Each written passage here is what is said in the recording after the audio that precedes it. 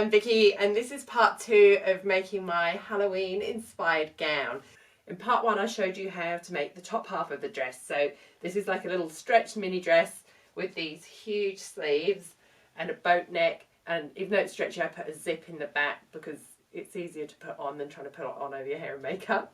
In this part I'm going to be showing you how I make and attach the mermaid skirt at the bottom, and then in part 3 I'll be showing you how I style the black wig to go with it, and then how the finished look comes together.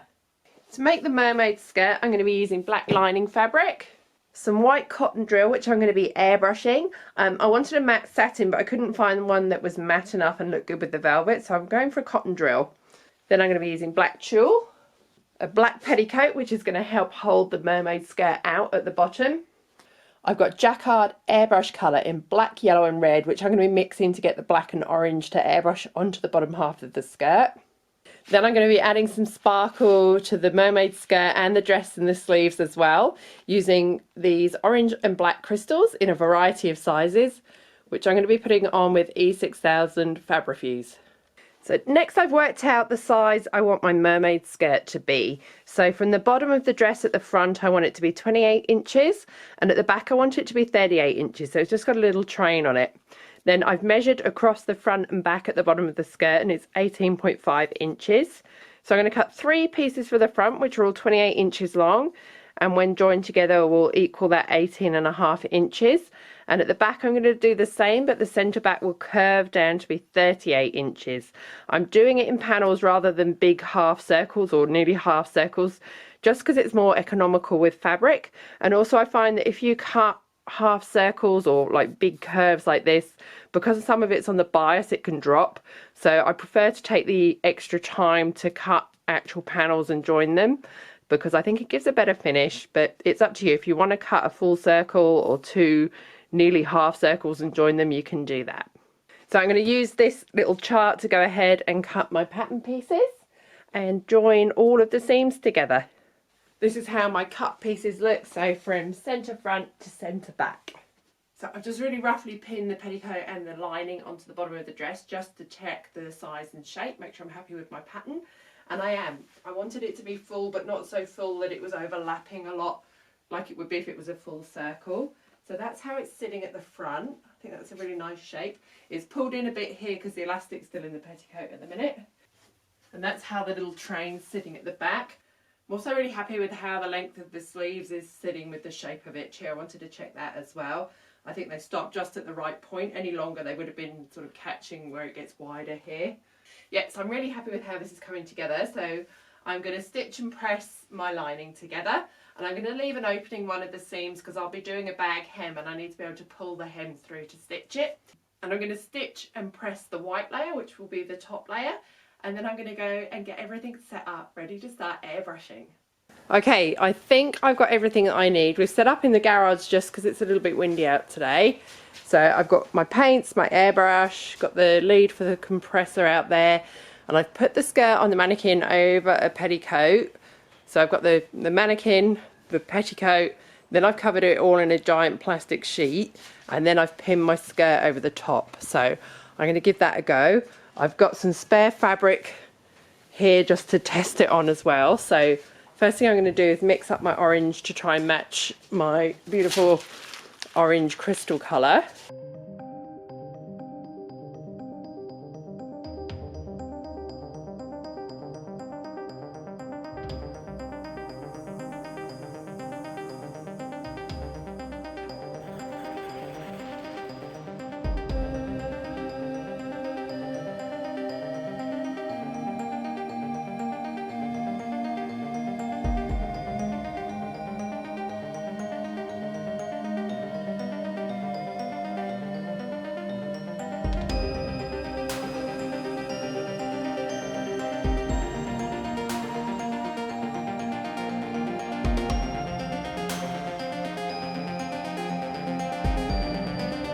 So here's my skirt with all my colours on.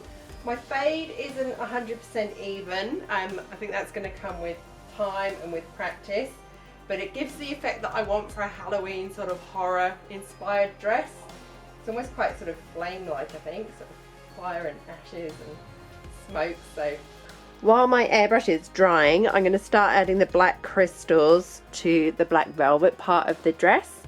I've got crystals in sizes SS16, SS20, SS30 and SS34, and I'm going to be putting them on with E6000 Fabrifuse and this little wax pencil that picks up the crystals and then lets go of them when you put them into the glue.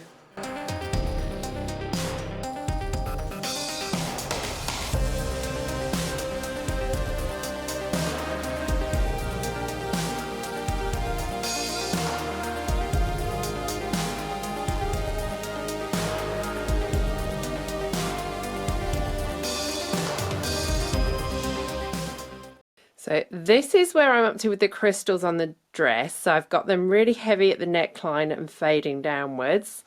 I've got them heavy around the join of the sleeve, and then I've got lots of them on the points of the sleeve as well.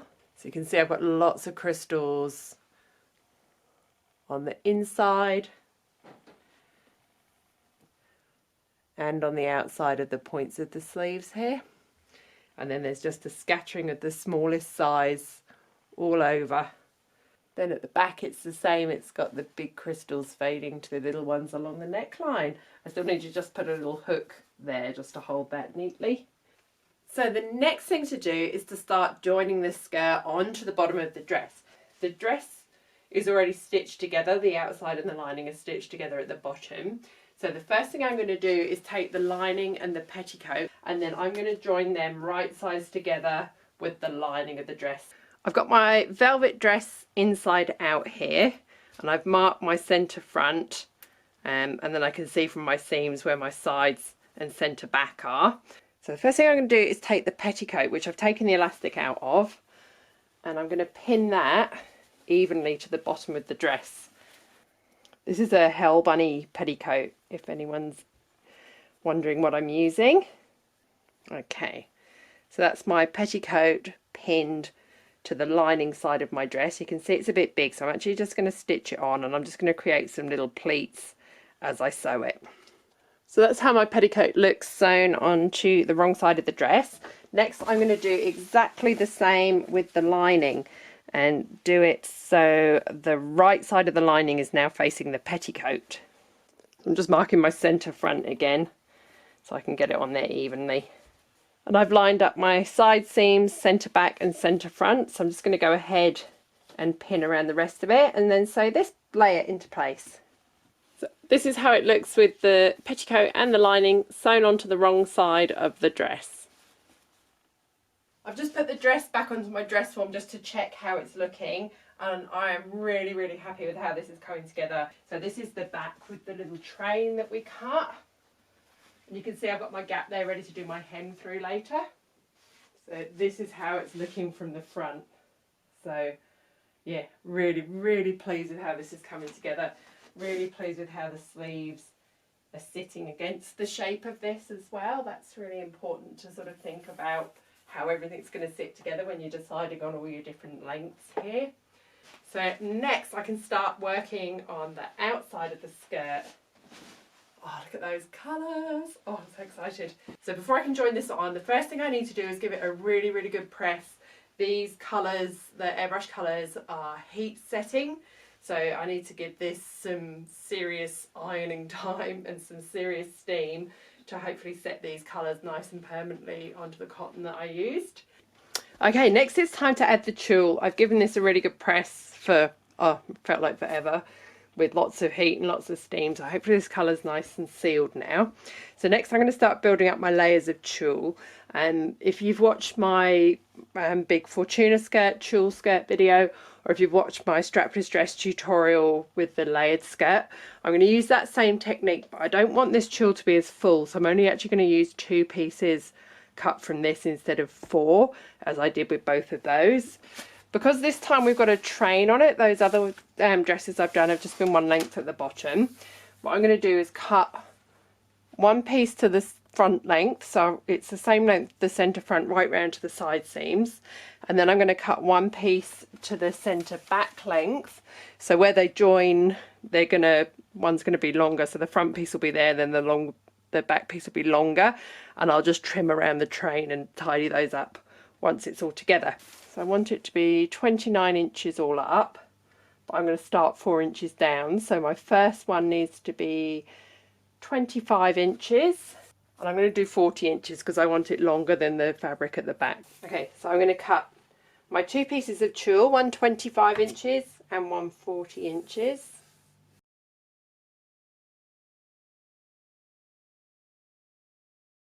Now it's joined, you can see at each seam the back piece is longer, and we'll cut that into a curve later. So next I'm going to join it right sides together onto the skirt, lining up the side seams with the longer piece at the back and the short piece at the front, and I'm going to gather it and stitch it 4 inches down from the top of the skirt.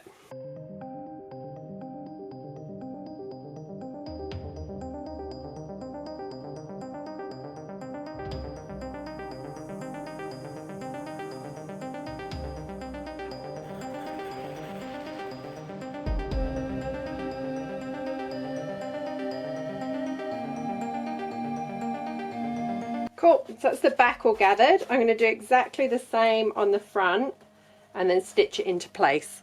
So this is my first layer of tulle gathered on. You can see it's not nearly as full and puffy as when I use the 4 lengths cut from the bolt as I've done in other videos.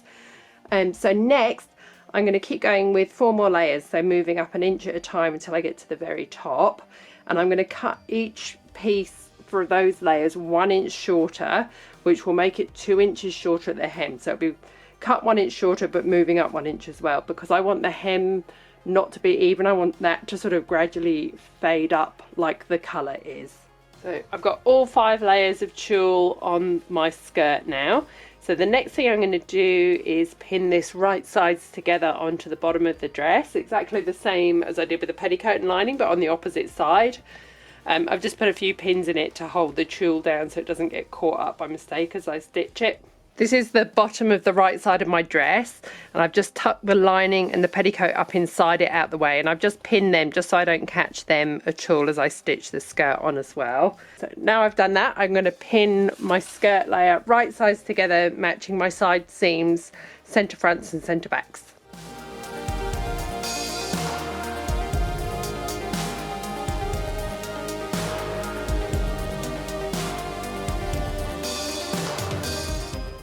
So I'm going to keep pinning all the way around like this and then stitch my seam allowance. Okay, it's all stitched together, and I actually did a second line of stitching around it all just to make sure it's really strong. So next I'm just going to clip away the excess because it's ended up pretty bulky in here with all the layers, and then I'm going to put it back onto my dress form inside out. Now it's all together, I've put my dress back on the dress form just inside out. I've pinned the petticoat up the way, and I've pinned together the lining and the outside layer. And next I'm going to just trim the excess away, and then I'm going to sew a bag hem through the centre back seam. Okay, so I've trimmed both layers to the same length, so centre back seam, I'm going to pull the whole hem up and through. Once you got it through, just take your pin out and flip those same seams right sides together. Then you can pin the whole hem right sides together all the way around and stitch it. So I'm going to do that. Once I've sewn it, I'm going to put it back through the right way and press it, and I'm going to stitch up this hole in the centre back lining. Then it will be time to just trim the tulle at the back. So the sewing part itself is all done. The last thing I need to do is just trim each of these layers of tulle to the shape I want. So I'm going to pin up the top 4 layers and cut the bottom one, and then sort of work my way up so you can see where my side seam is, and then it's longer. I'm literally just going to cut that to the shape I want all around the train.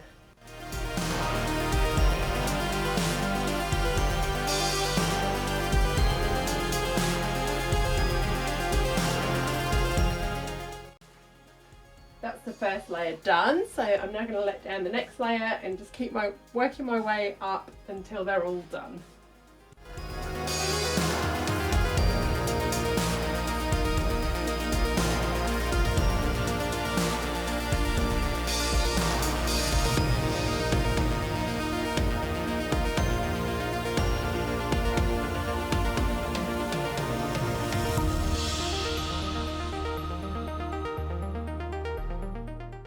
that's it. That's all 5 layers of my tulle cut to the length that I want them at the centre back. I love how the tulle's just adding to that sort of gradient effect that I got from the airbrushing as well. So that's it for actually making the dress. The only thing left to do now is to add some black crystals along the join here and add all my orange crystals around the hem. So I'm going to go and do that. If you can see me through this big tulle skirt, this is the Fortuna dress here. Yeah, I'm going to go and do that using the same method as before, my little wax pencil and the E6000 Fabrifuse. Then I'll be back to show you the finished dress.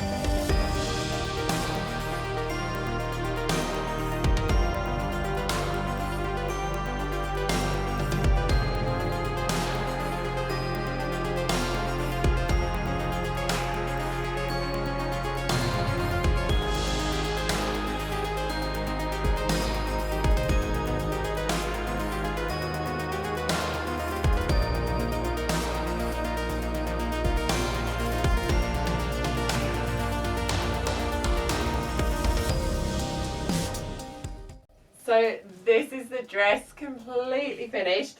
I've ended up using about 5,000 orange crystals around the hem and around 2,000 black crystals between the top of the dress and the wig. I'm really happy with how it's turned out. I love it. I love the shape. I love the proportions. I love the ombre hem as well. I know it kind of looks like the tulle's hiding in the ombre, but it's not. You can see it sort of starts there. And the tulle just adds to that ombre effect. So if it wasn't orange into black, you'd see so much more orange through the tulle going up the hem. So I think even though the tulle's over it, I think it just, yeah, the effect that it's given it is just what I wanted. I just wanted that hint of orange at the bottom and then all those crystals drawing your eye to it. So this is the sleeves. You can see the shape, and then I've got the sparkle on both sides, so as you're walking you see the sparkle on the inside and outside of the sleeve. Loads of crystals around the top and around the join. Yeah, I'm so pleased with how it's turned out. In part 3 I'm going to be showing you how I styled this crystal wig to go with it. I'm going to do my makeup and I'm going to show you the finished look with the dress on. Thank you so much for watching. Please subscribe if you like what I do, and I will be back soon with part 3.